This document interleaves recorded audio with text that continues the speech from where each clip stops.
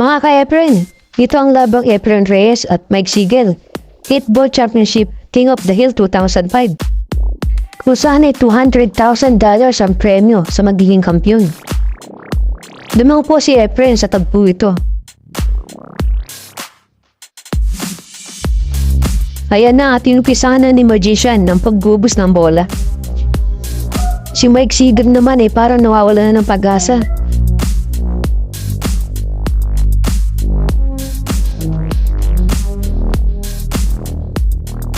Bawat tira ni Efren ay pasok, sakto pa sa prepare.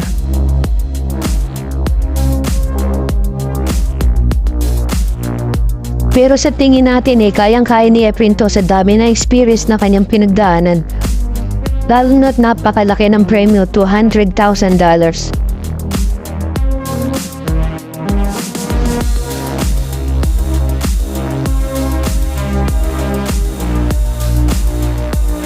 At kahit si Mike Sigel ay dadalan-dadal sa kanyang kinaupuan, pangiti-ngiti lang si Efren.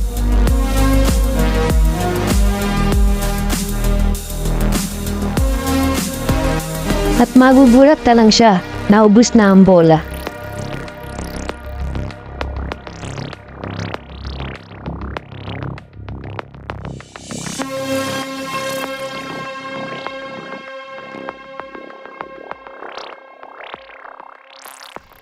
Kaya na at napapangiti na ang Magician.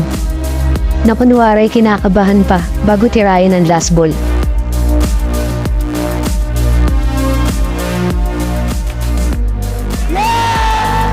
Pasok at panalo po ang Pinoy, mga ka-Efren.